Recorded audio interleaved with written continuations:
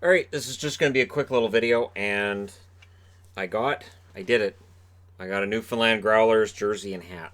So technically, being half Newfoundlander and all that, I thought, should check into it, and good, pretty good deal. So, and I figured, before we start getting into the previews, the reviews, and all that other wonderful stuff, come August 1st, which is when they're saying hockey should be back, I might as well get in the jerseys for other leagues now while I can. So European leagues and that sort of thing.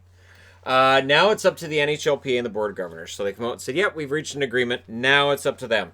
Board of Governors, it has to be 2/3 of them agree with the agreement. And for the NHLPA, it only has to be 50% plus one. Keep in mind they're voting on return to play and the collective bargaining agreement.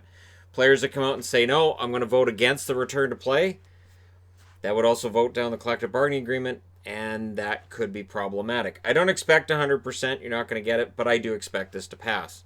Again, this doesn't mean that they all come back to play. It just means they're saying, yep, we agree to this, and then players can also notify teams that they're not coming back anytime before training camp starts, which is on July 13th, which is a week from today. A week from today, we will officially be in training camp to get things underway. There are scheduled to be at least one exhibition game for every team. We'll have a schedule soon on what's going to happen when, and I'll do a full preview on that. And keep in mind, yes, the 2020-2021 season likely will be late December, early January. I've seen a lot of people saying, hey, we need to just start next season on time. That's not going to happen. Even if they said, you know what, forget it, we're not going to come back, next season's not starting in October. It's not going to happen. They're pushing this back because of what we're going through on both the Canadian and American side of the border. They're pushing it back. And the other part that's interesting is there's two ways they can go about this.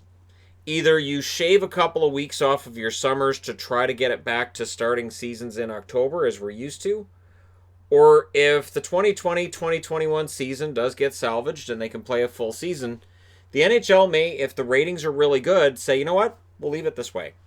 And we would have hockey throughout the summer, and they would get away from the competition with the NBA. And then the Stanley Cup Finals wouldn't really have competition. There have been times where the NBA and the Stanley Cup Finals are really close to one another. And so this might give them more of an audience. They might get better ratings. They're going to be keeping an eye on this.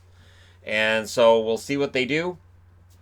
But this may just be the way things are done now. We may not return to having hockey starting in October or September, which would be weird because you have to think that junior leagues and whatnot would likely stay on a normal schedule. So that may just throw the whole thing up. It might be really interesting to see how that works and how that might affect the draft.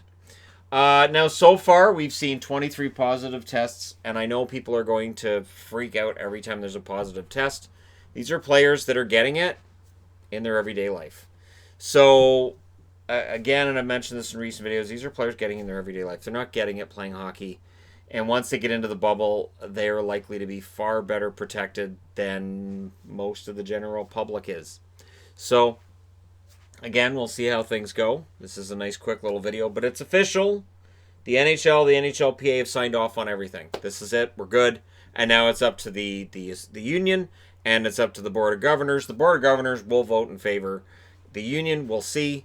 And once we get the vote entirely done, and they will tabulate every single player's vote, and likely hear some complaints. I'm thinking of a few guys who may complain right off the hop. But once this is all done and all the voting's done, we will then get into officials on all this. So by this Friday, coming up, maybe I'll have a better idea of who is and who isn't playing. Hopefully we start getting advanced lists of who's going to show up and who isn't for these. And then we go from there. So thank you guys so much for all your support throughout, but it looks like we'll have hockey back on August 1st. And if you're a Newfoundland Growlers fan, there you go. An unlikely scenario where I'd be wearing Newfoundland Growlers gear. And, then when they won that championship, I was like, it's a shame I don't have their gear so that when they won that East Coast Hockey League championship, I could actually wear their gear that day after. But here we are. They win it again. I'm good to go, but of course it won't be this year because the ECHL, AHL, they've all canceled everything. And now they're deciding how to return next year. So I'll be reporting on that as well once we start seeing more conversations on that. But hey, stay safe. wherever you may be and watching this, don't forget to hit like and subscribe if you're browsing your way through. You just happen upon this video, and hockey's back. So there you go. It's back. Everybody agrees, and we will have labor peace until 2026 should they sign off on this. That would be incredible to go that long with labor peace. I will be very, very happy to not have to worry about a lockout until 2026 at the earliest. That's great news during a year that's kind of sucked. So it would be nice to have some good news, and it looks like we do. So there you go. Thank you guys so much for all your support.